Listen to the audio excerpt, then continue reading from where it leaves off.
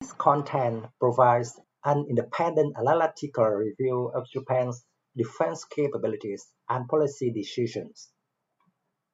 The current deployment of the JS Chokai to a naval facility on the American West Coast represents more than just a routine maintenance cycle. It is not merely a standard logistical procedure. Instead, this movement serves as a tangible manifestation of the structural complexities inherent in Japan's shift toward counterstrike capabilities. While public discourse often focuses on the acquisition of the Tomahawk missile itself as a singular geopolitical signal, the systemic reality of integrating this weapon reveals a deeper layer, a layer of strategic dependency and operational trade-offs. Consider the location. The decision to conduct the installation of the tactical Tomahawk Weapon Control System within the United States, rather than at domestic shipyards in Nagasaki or Yokohama, underscores a critical divergence. It highlights the gap between Japan's established prowess in naval platform construction and its current limitations in software-defined warfare integration. This physical displacement of a core fleet asset highlights an intricate friction. It is the friction between the desire for autonomous defense capabilities and the rigid technical constraints of the American foreign military sales framework. From a systems engineering perspective, the situation is clear. The hull of the Chokai, despite being a product of Japanese heavy industry, operates as a host. It is a host for a combat system that remains, effectively, a proprietary black box. The inability of the Maritime Self-Defense Force to perform the integration of the Tomahawk Weapon Control System domestically suggests that the barrier to entry for long-range strike capabilities is not merely aerodynamic, it is computational. The architecture of the Aegis combat system, specifically the interfaces required to communicate with Block 4 and Block 5 Tomahawk missiles, involves source codes and fire control protocols that the United States retains under strict export controls. Consequently, the retrofit process necessitates a transfer of physical sovereignty over the vessel to American jurisdiction for the duration of the upgrade. This creates a paradox. The hardware is Japanese, but the neural network required to execute a kinetic strike remains strictly American. This reinforces a dynamic where operational capability is leased rather than fully owned. This offshore integration process introduces a significant variable into the readiness cycle of the fleet. Removing an Aegis-equipped destroyer from the active rotation for an extended period in the United States creates a quantifiable deficit.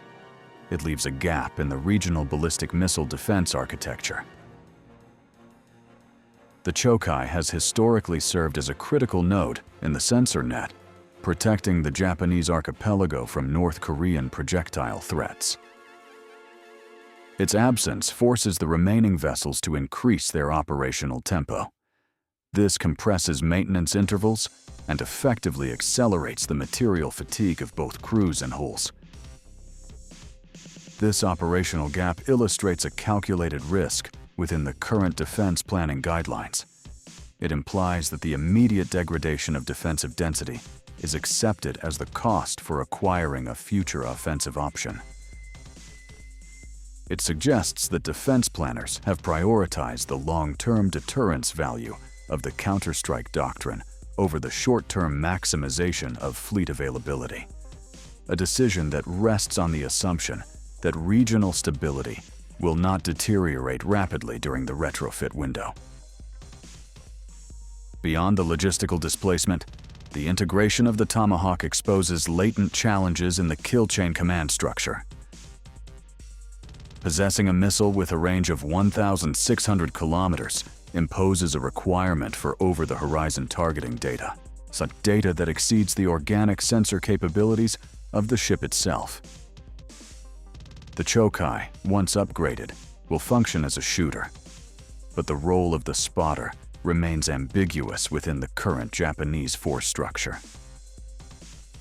Without a comprehensive network of military surveillance satellites or high-altitude endurance unmanned aerial vehicles capable of persistent monitoring deep within hostile territory, the targeting solution for the Tomahawk must likely be derived from external sources.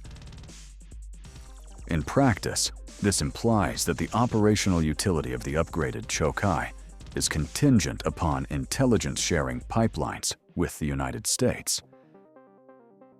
The weapon system, therefore, does not function as an independent tool of national policy. Rather, it functions as a component deeply embedded within a bilateral reconnaissance strike complex.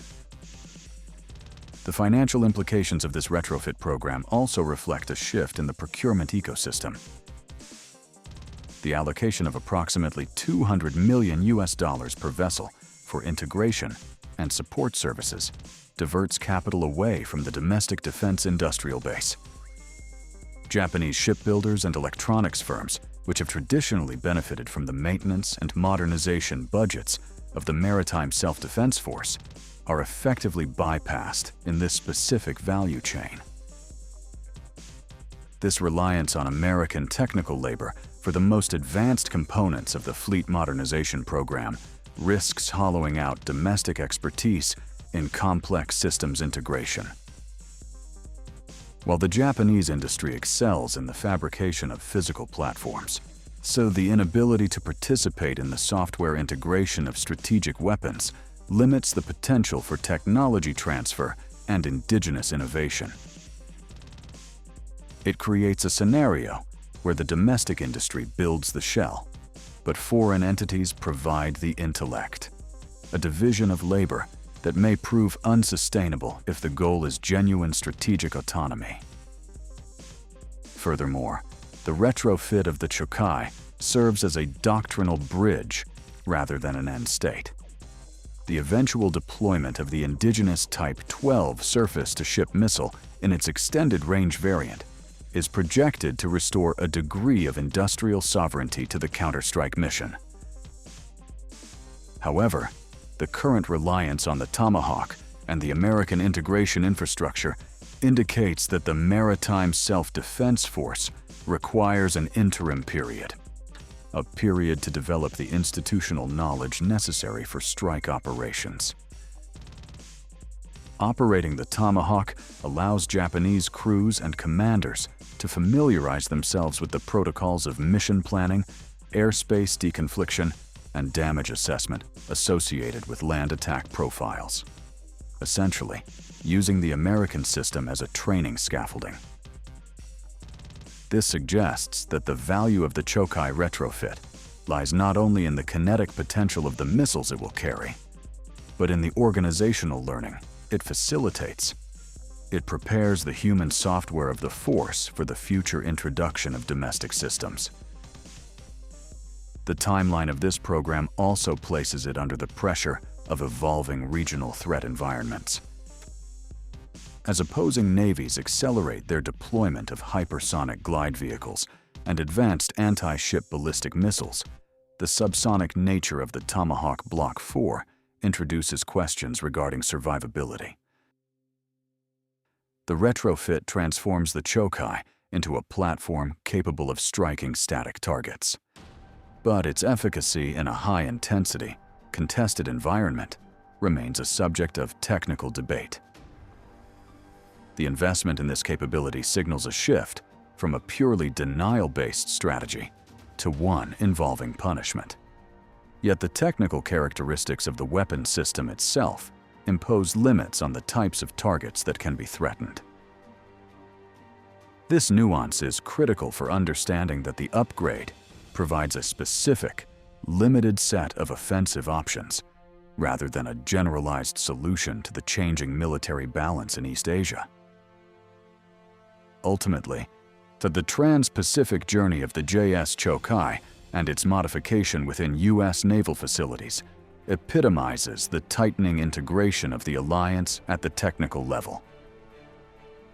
It demonstrates that the path to a more assertive Japanese defense posture runs through a deeper, not shallower, entanglement with American military infrastructure.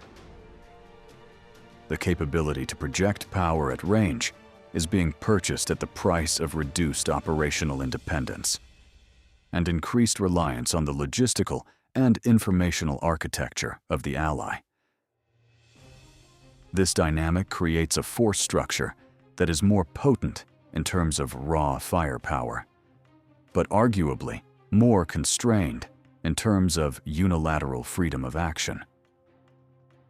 The retrofit is less a declaration of independence and more a confirmation of the interdependent nature of modern maritime warfare, where the platform, the weapon, and the data network form a single, indivisible system spanning national borders.